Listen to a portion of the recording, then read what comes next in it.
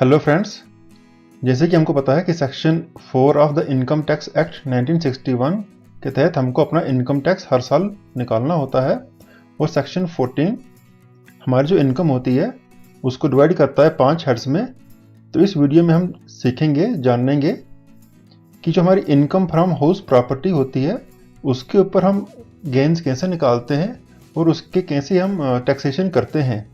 तो ये समझने के लिए हमको जाना पड़ेगा एक एग्जांपल की तरफ। तो दोस्तों, हम अज्यूम करते हैं कि मेरे पास एक मकान है और ये मकान मैं अपने पर्सनल यूज़ के लिए यूज़ कर रहा हूँ और इसमें मैंने कोई टेनेंट नहीं रखा हुआ है। मतलब मेरे पास एक मकान है और ये मकान मैं खुद यूज़ कर रहा हूँ और ये मकान मेरे अपने नाम पे है और ये मकान, इसमें मैंने कोई किराएदार नहीं रखा हुआ है। तो इसकी एनुअल वैल्यू निकल के आएगी 0। उसके बाद अगर मेरे पास 2 घर हैं, दोनों मेरे नाम पे हैं, चाहे मैं दोनों में रह रहा हूँ या नहीं रह रहा हूँ, तो दोनों की एनुअल वैल्यू आ जाएगी 0। और साथ में इन दोनों के अंदर मैंने कोई किराएदार नहीं रखा हुआ। फिर दोस्तों, लेट्स सपोज मेरे पास 3 घर हैं, उससे ज़्यादा हैं। प्रॉब्लम यहाँ पे आती है, अगर मेरे पास 3 मकान है तो गवर्नमेंट कहती है कि आप 2 कोई से मकान अपनी पोजीशन के लिए रखो, हाउस ए और बी, और जो हाउस सी है आपको, उसके ऊपर हम इनकम कैलकुलेट करेंगे और उस इनकम के ऊपर हम आपसे इनकम टैक्स ले लेंगे। तो देखो, अगर हमारे पास 3 मकान है या 3 से ज़्यादा है तो हम कोई से 2 घर चूज़ करेंगे कि हाँ जी हम इन घरों में रह रहे हैं। तो उसके अलावा जितने भी घर हैं हमारे, उनके ऊपर इनकम निकाली जाती है और उस इनकम के ऊपर हमको इनकम टैक्स पे करना होता है। अब हम एक और एग्जांपल लेते हैं कि मान लो मेरे पास एक ही मकान है, ये लेट्स सपोज ये 2 कमरे का मकान है। एक कमरे में मैं खुद रह रहा हूँ और एक को मैंने किराए पे दे रखा है। एक ही मकान है, 2 कमरे हैं, एक मैं खुद रह रहा हूँ और एक मैंने किराए पे दे रखा है। तो तब भी इससे जो इनकम मुझे आ रही है उसके ऊपर टैक्सेशन लगाई जाती है। सिमिलरली मेरे पास 2 मकान हैं, इनके ऊपर इनमें कुछ मैंने किराएदार रखे हुए हैं, कुछ टेनेंट्स रहते हैं। तो जो भी इनसे मुझे किराया आता है वो मेरी इनकम में ऐड हो जाएगा। सिमिलरली अगर मेरे पास 3 या 3 से ज़्यादा मकान है तो सबके ऊपर अगर मैंने टेनेंट्स रखे हुए हैं, किराएदार रखे हुए हैं, तो सबके ऊपर मुझे इनकम निकालनी पड़ेगी और अकॉर्डिंगली मुझे उसके ऊपर टैक्स देना पड़ेगा। हाँ, अगर मेरे पास एक मकान है या 2 मकान है, मैंने वो किराए पे नहीं दिए हैं, तो उनके ऊपर मुझे कोई टैक्स देने की ज़रूरत नहीं है और उनकी एनुअल वैल्यू भी 0 आएगी। लेकिन मेरे पास अगर 3 मकान है, 3 से ज़्यादा मकान है, मैंने अगर वो किराए पे नहीं भी दे रखे तो तब भी मुझे उन 3 से ज़्यादा मकानों पे, 3 या 3 से ज़्यादा मकानों के ऊपर मुझे इनकम निकालनी पड़ेगी और उसके ऊपर मुझे टैक्स पे करना पड़ेगा। तो इसमें कुछ हमारी कंडीशंस हैं। अब जो हमारी सेक्शन होती है, सेक्शन 22 टू 27, जो ये एक्ट है वो डील करता है हमारा taxation of income from house property. अब हम देखते हैं राइट ऑफ ओनरशिप और इवन पार्शियल ओनरशिप। इसका मतलब ये है कि लेट्स सपोज मेरे पास कोई मकान है और मैं उसका ओनर हूँ, उससे जो भी इनकम आ रही है मुझे उसके ऊपर टैक्स पे करना पड़ेगा। सिमिलरली अगर कोई मकान है, लेट्स सपोज मेरे पास कोई मकान है और उसकी जॉइंट ओनरशिप मेरी स्पाउस के साथ भी है या मेरे भाई के साथ है, जितने भी हमारे उसके ऊपर ओनर हैं, उनके शेयर के हिसाब से, जो भी उनका शेयर होगा उसके हिसाब से उनकी इंडिविजुअल इनकम में जो इनकम फ्रॉम हाउस है वो ऐड होती जाएगी और उनको उस हिसाब से इनकम टैक्स पे करना पड़ेगा। फॉर एग्जाम्पल, मेरे पास घर है और उसमें मेरी स्पाउस का भी शेयर है, दोनों उसके मालिक हैं।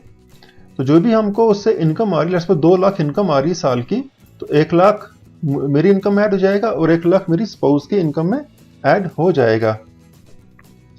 और इसमें देखो दोस्तों, अगर हम क्या करते हैं, अगर हम जो रेंटल इनकम हमारी, इनकी इनकम तो रेंट से ही आ रही है, अगर वो रेंट हम पकड़ते नहीं हैं, हम क्या बोलते हैं अपने टेनेंट को, अपने किराएदार को कि भाई साहब ये जो आप किराया देते हो ये मुझे नहीं चाहिए, आप ये मेरे पेरेंट्स को दे दो, मेरे किसी फ्रेंड को दे दो, मेरे किसी रिलेटिव को दे दो, वो तो किराया उनको दे देंगे। लेकिन सरकार ये मानती है कि नहीं भाई साहब, मकान आपके नाम पे है, तो जो आप किराया उसूल कर रहे हो, चाहे आप किराया उसूल करो ना करो, चाहे वो आप किसी दूसरे बंदे को दे रहे हो, लेकिन हम जो इनकम आ रही है आपकी उस घर से, उस रेंट से, वो हम आपकी इनकम मानेंगे और उसके ऊपर ही हम टैक्स लगा देंगे। साथ में अगर कोई मकान हमारी स्पाउस के नाम पे या कोई हमारे माइनर बच्चे के नाम पे, तो उन घरों से होने वाली इनकम भी हमारी ही इनकम में ऐड हो जाएगी। तो दोस्तों ये इसकी वैल्यू निकालते कैसे हैं, इसके एक दो स्टेप है वो हम सीखते हैं। स्टेप वन में हम निकालते हैं रीजनेबल एक्सपेक्टेड रेंट, और स्टेप 2 में हम निकालते हैं एक्चुअल रेंट, और फिर हम निकालते हैं उसके बाद ग्रॉस एनुअल वैल्यू। तो ग्रॉस एनुअल वैल्यू को निकालने से पहले हमको कुछ समझना पड़ेगा। हमें देखना पड़ेगा कि म्युनिसिपल वैल्यू का मतलब क्या होता है, फेयर रेंट का मतलब क्या होता है, और स्टैंडर्ड रेंट का मतलब क्या होता है। तो दोस्तों म्युनिसिपल वैल्यू क्या होती है, जहां भी हमारा घर अगर कहीं किसी म्युनिसिपैलिटी में है, तो वहां पे जो म्युनिसिपल अथॉरिटीज होती हैं वो एक असेसमेंट करती हैं कि इस अगर इलाके में कोई किराएदार कोई अपना मकान किराए पे देता है तो क्या उसका रेंट आएगा। तो वो म्युनिसिपल अथॉरिटीज हर साल एक असेसमेंट करती हैं और अपनी वेबसाइट पे वो डाल देती हैं। फिर हम देखते हैं फेयर रेंट। फेयर रेंट क्या होता है, मान लो एक हमारा घर किसी मोहल्ले के अंदर है, हम देखते हैं कि अभी हमारे मोहल्ले की दूसरी बिल्डिंग्स में मतलब क्या रेंट चल रहा है। अगर मैंने एक कमरा किराए पे देना है, तो साथ में मेरी बिल्डिंग में 2-3 घर और हैं, उन्होंने भी एक कमरा किराए पे दे रखा है, तो वो क्या रेंट ले रहे हैं, तो उस हिसाब से जो मेरा रेंट बनेगा, जिस रेंट पे मैं किराए पे दूंगा, उसको कहेंगे हम फेयर रेंट। उसके बाद आता है हमारा स्टैंडर्ड रेंट। स्टैंडर्ड रेंट क्या होता है, यह रेंट कंट्रोल एक्ट के अंदर जो हम रेंट वसूल करते हैं उसको हम कहते हैं स्टैंडर्ड रेंट। स्टैंडर्ड रेंट का फायदा क्या होता है कि इसमें जो आदमी होता है वो लीगली अपने टेनेंट से रेंट रिकवर कर सकता है। ये एक लीगल प्रोविजन होता है जिसके तहत हम रेंट वसूल करते हैं। स्टेप 1 में हम क्या निकालते हैं, computation of reasonable expected rent of a let out property. इसमें क्या होता है, जो हमारी म्युनिसिपल वैल्यू होती है और जो फेयर रेंट होता है, इसमें से जो भी हायर होता है, जिसकी वैल्यू ज़्यादा होती है, हम वो रीजनेबल एक्सपेक्टेड रेंट मान लेते हैं। लेकिन इसकी एक कंडीशन है, वो कंडीशन है इस तरह से, if a property is covered under rent control act then the reasonable expected rent can not exceed standard rent. इसका मतलब क्या है, हम एक एग्जांपल के थ्रू समझते हैं। तो दोस्तों देखो, यहाँ पे एक प्रॉपर्टी ए है, एक प्रॉपर्टी बी है और एक प्रॉपर्टी सी है। प्रॉपर्टी ए की म्युनिसिपल वैल्यू 848484 है और इसका फेयर रेंट 252 है, और इसमें जो स्टैंडर्ड रेंट है वो एप्लीकेबल नहीं है, मींस इसमें असेसमेंट नहीं करा रखी।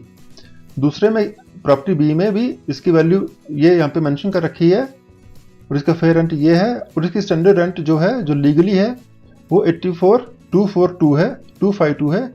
सिमिलरली प्रॉपर्टी सी की भी म्युनिसिपल वैल्यू, फेयर रेंट और उसका स्टैंडर्ड रेंट दे रखा है। अब हम देखते हैं कि इन तीनों में से कौन सी वैल्यू एप्लीकेबल होगी हमारे केस में।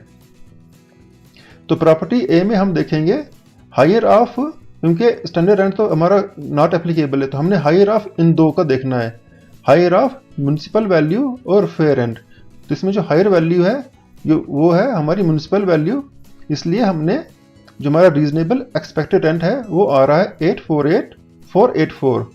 सिमिलरली हम देखेंगे प्रॉपर्टी बी में। प्रॉपर्टी बी में हमने देखा कि इन दो का हायर क्या है, म्युनिसिपल वैल्यू और फेयर रेंट। इसमें हमारा हायर है 848484, लेकिन क्या है इसके अंदर जो स्टैंडर्ड रेंट हमारा मेंशन कर रखा है 84252। इसका मीनिंग ये है कि हम टेनेंट से इससे ज़्यादा रेंट वसूल नहीं कर सकते, चाहे हमारी म्युनिसिपल वैल्यू कुछ भी हो, फेयर रेंट कुछ भी हो, लेकिन हम इस वैल्यू से ऊपर रेंट वसूल नहीं कर सकते, चाहे वैल्यू कुछ भी हो। तो इसलिए हमारी प्रॉपर्टी बी में जो हमारा रीजनेबल एक्सपेक्टेड रेंट होगा वो होगा 84252।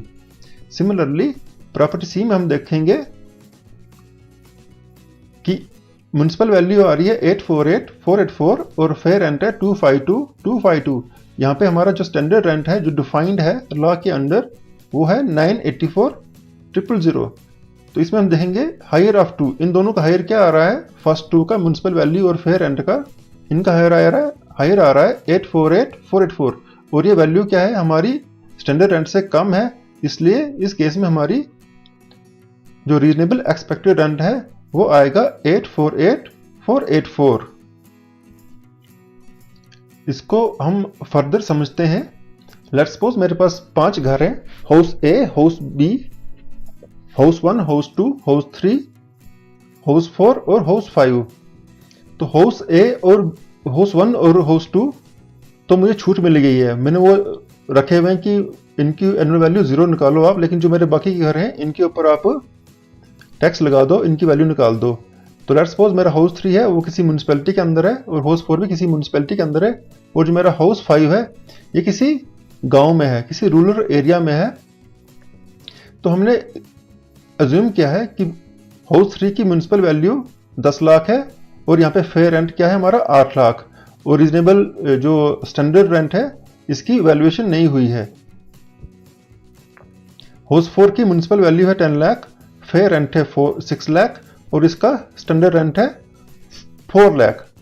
हाउस 5 का म्यूनसिपल उसके अंदर तो पड़ता है नहीं, तो फेयर रेंट गांव में अगर मेरा मकान है तो गांव में किसी ने रेंट पे दिया ही नहीं है, तो फेयर रेंट भी इसका 0 निकलेगा, तो स्टैंडर्ड रेंट इसकी वैल्यूएशन हुई नहीं है, तो ये भी मैंने 0 रखा हुआ है। तो इन दोनों में से जो हाउस 3 में इन दो में से जो वैल्यू बड़ी होगी वो यहाँ पे हमारी रीजनेबल एक्सपेक्टेड रेंट कहलाएगी। तो यहाँ पे ये 10 लाख आ गया, तो इनमें से जो दो बड़ी होगी यहाँ पे 10 लाख है, लेकिन यहाँ पे हमारे स्टैंडर्ड रेंट 4 लाख है, इसलिए हमारा यहाँ पे 4 लाख ही आएगा, इस केस में हमारा 0 ही आएगा। अब हम दोस्तों अज्यूम करते हैं यहाँ पे rent for the entire year, पूरे महीने का रेंट कितना जाएगा यहाँ पे। तो मैं अज्यूम करता हूँ कि मेरे पूरे 12 महीने का रेंट जो है वो मेरा 8 लाख जाता है। 8 लाख मुझे रेंट मिलता है हाउस 3 से, और मुझे हाउस 4 से 6 लाख का रेंट मिलता है। ये आ गया मेरा रेंट फॉर द एंटायर, ये वो रेंट है जो मुझे मिलना चाहिए, 8 लाख मुझे मिलना चाहिए और इस केस में मुझे 6 लाख मिलना चाहिए। और सिमिलरली मेरी गांव की जो प्रॉपर्टी इसको मैंने रेंट पे दे रखा है, इसमें मुझे 1 लाख का रेंट साल का मिलना चाहिए। इसके अंदर एक और चीज हम देख रहे हैं, अनरियलाइज्ड रेंट। ये वो रेंट होता है, मान लो मैंने किसी को एक किराए पे दी बिल्डिंग, लेकिन वो किसी वजह से मुझे रेंट नहीं दे पाया, तो जो रेंट मुझे नहीं मिला मैंने वो रेंट यहाँ पे एंटर कर देना है। तो यहाँ पे मुझे 1 लाख रेंट नहीं मिला जो मुझे मिलना चाहिए था, लेकिन मुझे नहीं मिला किसी कारणवश। तो मेरा एक्चुअल रेंट क्या हो गया, 8 लाख माइनस 1 लाख। एक्चुअल मेरे पास कितना रेंट आया है, 7 लाख। इस केस में मेरा 6 लाख रेंट बनता था साल का, और मुझे पूरा का पूरा मिला हुआ है, अनरियलाइज्ड मेरा कुछ भी नहीं है, और मुझे पूरा 6 लाख का इसमें से प्रॉफिट हुआ है, इनकम आई है मेरी। जो मेरी गांव की प्रॉपर्टी थी इसमें मुझे 1 लाख रेंट आना था साल का, लेकिन इसमें से मुझे अभी 5,000 मेरे टेनेंट ने मुझे दिया नहीं है, तो मुझे अभी 95,000 ही मिला हुआ है। अब इसको हम थोड़ा सा और डीप में पढ़ते हैं एक्चुअल रेंट को, ये होता क्या है, ये निकलता कैसे है। तो दोस्तों जैसे हमने एग्जांपल में पढ़ा, एक्चुअल रेंट क्या होता है, जो हमको एक्चुअली मिलता है, और अनरियलाइज्ड रेंट वो होता है जो हमको मिलना चाहिए लेकिन हमको अभी तक मिला ही नहीं है वो। तो दोस्तों मेरी इस एग्जांपल में 8 लाख मुझे साल का मिलना चाहिए था, लेकिन 1 लाख मुझे नहीं मिला। तो ये जो 1 लाख है ये मैं कब इस 8 लाख में से ये 1 लाख माइनस कर सकता हूँ, इससे कुछ कंडीशंस होती हैं। वो कंडीशंस इस तरह से हैं, अगर जो टेनेंसी है वो अगर बोनाफाइड है उस केस में ये माइनस होती है। सेकंड कंडीशन है, the defaulting tenant has vacated the property और steps have been taken to compel him to vacate the property. जो किराएदार है मेरा, जो मैंने किराए पे दिया हुआ है, वो आदमी उसने पूरे मेरी प्रॉपर्टी वेकेट कर दिया है। तीसरी कंडीशन है, जो डिफॉल्टिंग टेनेंट है वो मेरी किसी दूसरी प्रॉपर्टी के अंदर नहीं है। चौथी है इसके अंदर, The taxpayer has taken all the steps to recover such amount, including legal proceedings, or he satisfies the assessing officer that legal proceedings would be useless. तो इन केस मान लो मैंने कोई प्रॉपर्टी रेंट पे दी, लेकिन मुझे जो मेरा टेनेंट है वो रेंट नहीं दे पा रहा है, तो उसमें जो मेरी जो लीगल प्रोसीडिंग्स हैं वो भी इसमें इंक्लूड हो जाती हैं।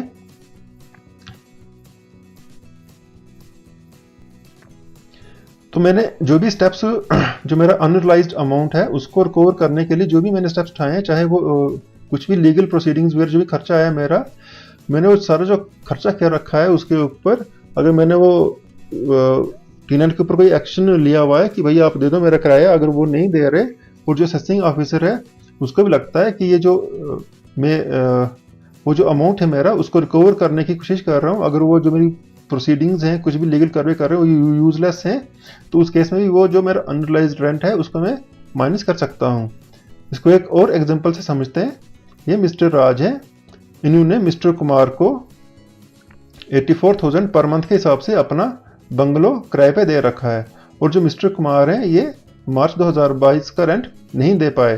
तो क्या होगा इस केस में?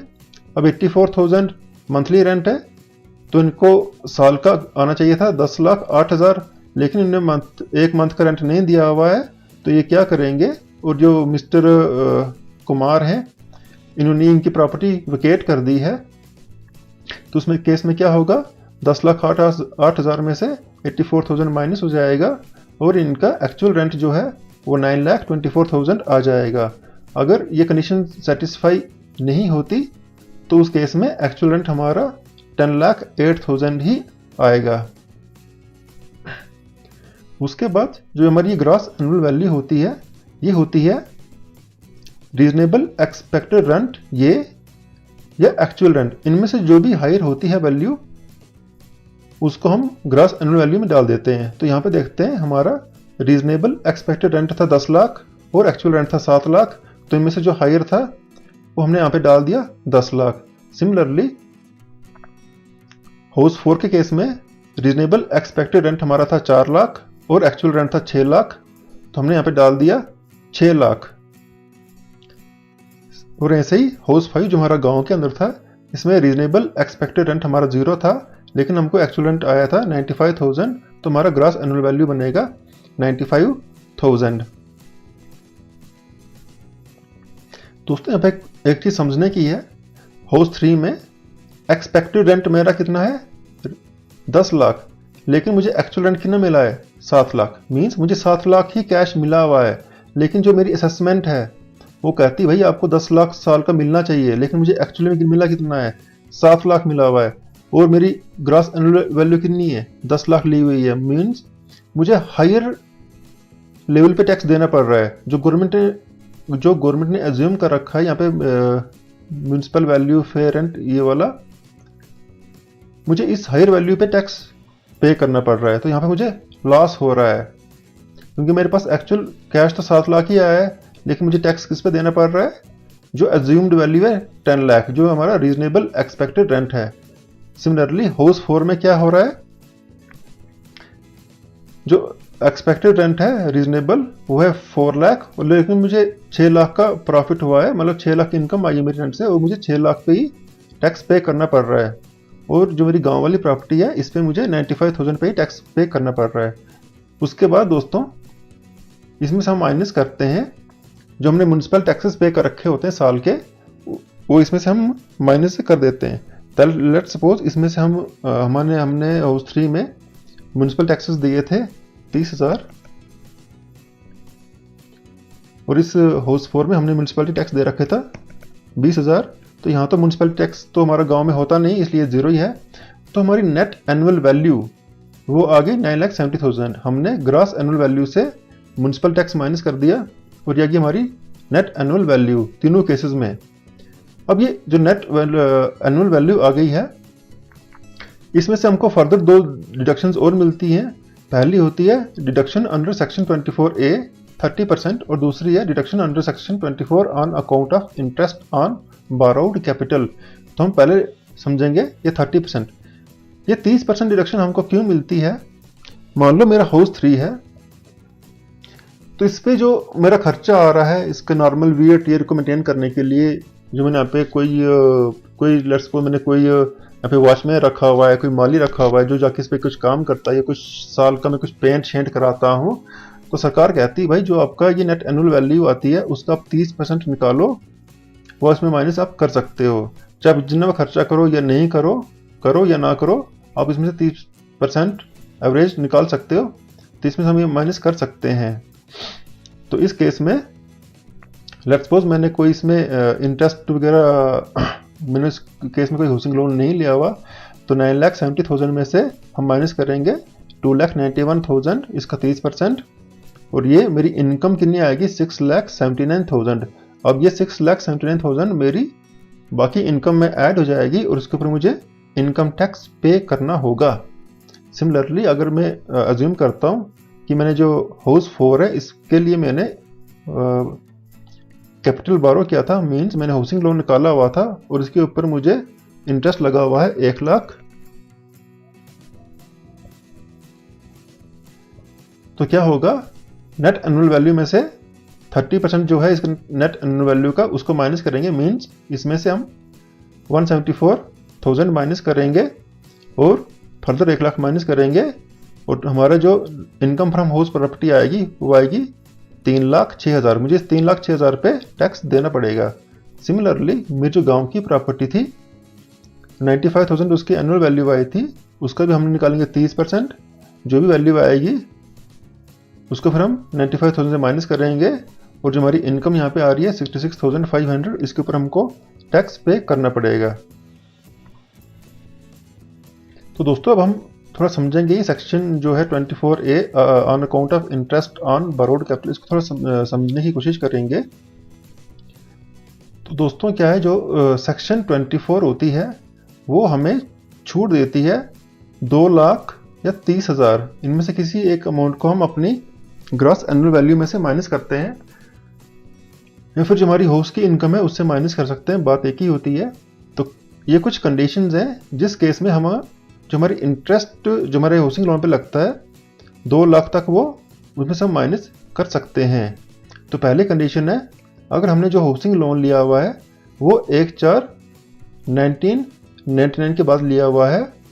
दूसरी कंडीशन है अगर जो हमने हाउसिंग लोन लिया है ये एक्विजिशन या कंस्ट्रक्शन के लिए लिया हुआ है, मतलब हमने डायरेक्टली घर खरीदा है या घर बनाया हुआ है, और ना कि रिपेयर, रिन्यूअल और रिकंस्ट्रक्शन के लिए लिया हुआ है, और जो एक्विजिशन या कंस्ट्रक्शन है वो 5 साल के अंदर ही कंप्लीट हो चुकी है।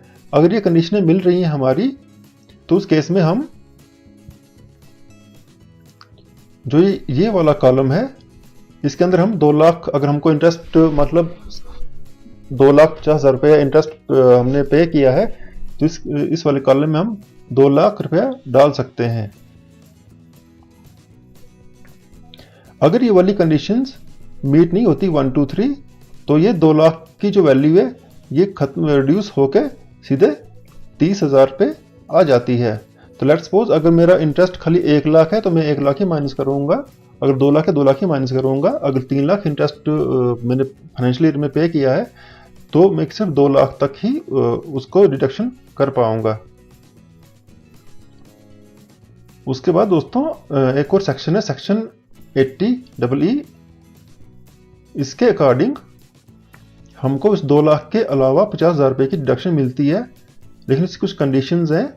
अगर जो लोन है वो हमने 1/4/16 और 31/3/17 के बीच सैंक्शन कराया था, तो उस केस में हमको 50,000 रुपये की छूट मिलेगी, और जो लोन है वो 35 लाख से कम है, और जो हमारी प्रॉपर्टी की वैल्यू है वो 50 लाख से कम है, और साथ में जो एसएससी है उसका कहीं और पे दूसरा घर नहीं होना चाहिए, मीन्स उसका ये पहला ही घर होना चाहिए। उस केस में उसको 50,000 रुपये की एडिशनल डिडक्शन मिलती हैं। इसके अलावा एक और सेक्शन है, सेक्शन 80EE।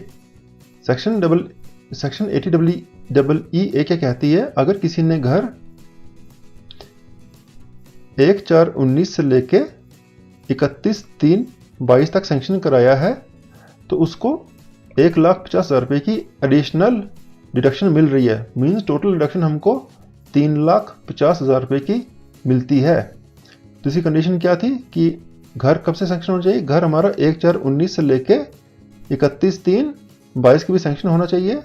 जो स्टैंप ड्यूटी है हमारे मकान की ये 45 लाख से कम होना चाहिए, और जो एसएससी है उसका कहीं और पे भी घर नहीं होना चाहिए, उसकी सिंगल प्रॉपर्टी होनी चाहिए। और साथ में जो एसएससी है वो एलिजिबल नहीं होना चाहिए सेक्शन 80EE के तहत। साथ में दोस्तों एक और पॉइंट डिस्कस करेंगे, प्रॉपर्टी ओन्ड बाय को ओनर्स। अगर एक से ज़्यादा लोगों ने प्रॉपर्टी को को ओन किया है तो उनके जो शेयर्स हैं इनकम के और जो इंटरेस्ट में डिडक्शन मिलती है वो उनकी उसी रेशियो में डिवाइड हो जाएंगे जिस रेशियो में उनकी प्रॉपर्टी उनने को ओन कर रखी है।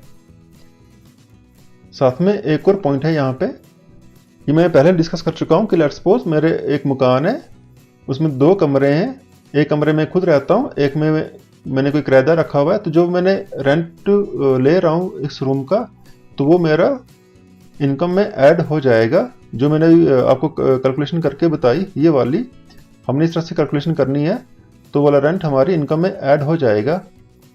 और इन केस अगर हम लेट्स सपोज क्या करते हैं, मेरी कोई मकान है, लेट्स सपोज फिर वही करते हैं कि मेरे मकान है जिसमें 2 ही कमरे हैं, एक कमरा मैंने रेंट पे दिया था, वो खाली 1 महीने के लिए रेंट पे लगा।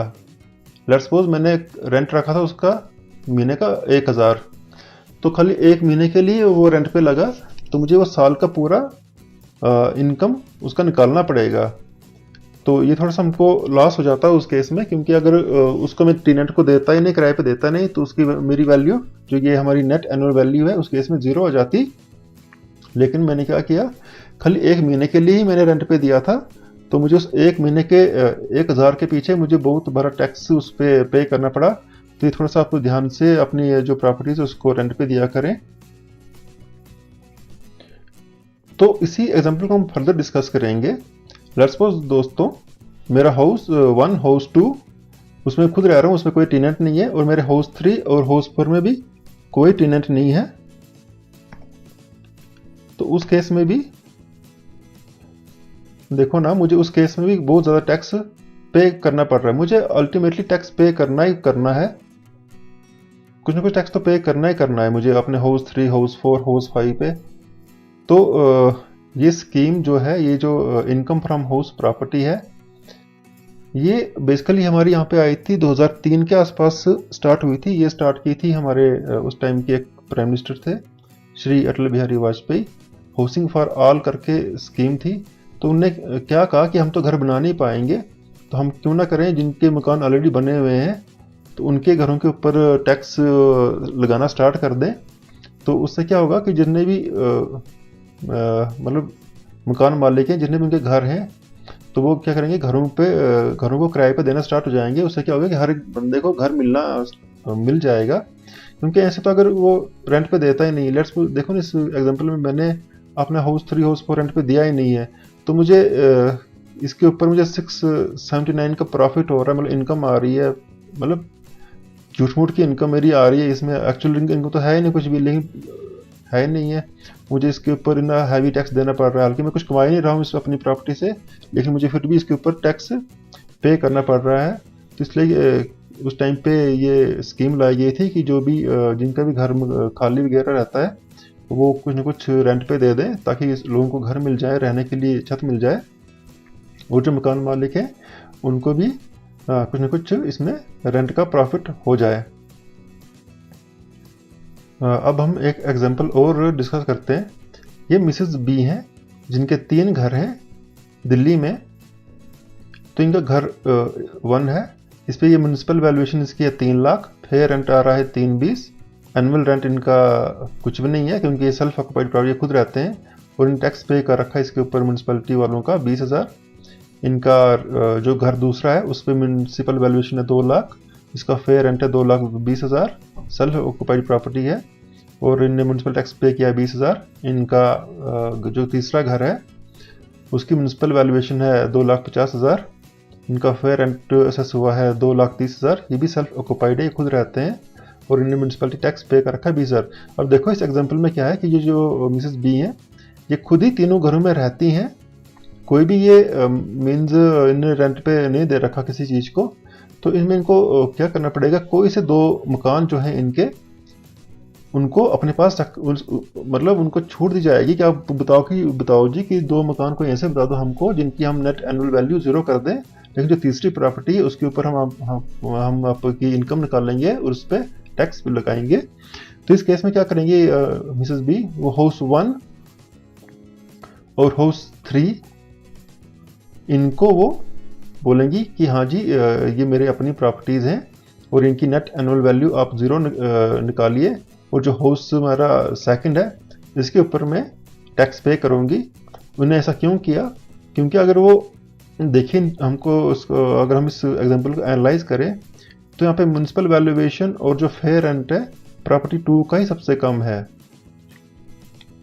प्रॉपर्टी 1 और प्रॉपर्टी 3 है जो ये थोड़ा महंगा है, और प्रॉपर्टी 2 जो इनकी है ये थोड़ी सस्ती है। तो इसके ऊपर अगर ये करते हैं, अगर इसको बोलते हैं ये कि हाँ जी मेरी प्रॉपर्टी 2 के ही आप नेट एनुअल इनकम निकालिए, जो यहाँ पे निकली हुई है 1,40,000, तो उनको इस पे ही टैक्स पे करना पड़ेगा। अगर ये बोलते कि नहीं मैं प्रॉपर्टी 2 और प्रॉपर्टी 3 की नेट एनुअल वैल्यू 0 करनी चाहती हूँ, आप प्रॉपर्टी 3 पे टैक्स लगाइए, तो ये थोड़ा महंगा पड़ता है इनको। तो अभी इस तरह से सोच समझ के अपनी जो प्रॉपर्टीज़ हैं उनके ऊपर इनकम निकालिए। तो दोस्तों हमने इस वीडियो में सीखा कि हम अपनी जो घर होते हैं हमारे, उनसे कैसे इनकम निकालते हैं और कैसे पूरा इसका प्रोसेस मैंने समझा दिया है आपको। तो ये जो है एक्सेल का कैलकुलेटर मैं अपने इस लिंक में डाल दूंगा, ताकि आपको जब भी वैल्यू निकालनी हो तो आपको आसानी रहे। तो मैं सिंपल सा कहूँगा कि अगर आपके पास एक ही मकान है और आपने वो किराए पे नहीं दिया हुआ, तो आपका उस पर इनकम 0 है। और अगर आपके पास 2 मकान है और आपने दोनों मकान किराए पे नहीं दिए हुए और आपके नाम पे मकान है, तो तब भी आपको इनकम उस पर 0 निकलेगी। लेकिन अगर आपके पास तीसरा मकान है, तो तीसरे मकान के केस में फिर आपको किसी एक मकान के ऊपर इनकम निकालनी पड़ेगी। और अगर आपके पास कोई एक ही मकान है लेकिन आपने उसके ऊपर भी कोई रेंट पे दे रखा है, तो उस केस में भी आपको इनकम निकालनी पड़ेगी और उस इनकम के ऊपर आपको टैक्स पे करना पड़ेगा। तो दोस्तों आपको ये वीडियो कैसी लगी, अगर अच्छी लगी होगी तो ये आप अपने दोस्तों के साथ शेयर कर देना और वीडियो को लाइक देना। Thank you for watching the video. आपका समय और दिन शुभ हो।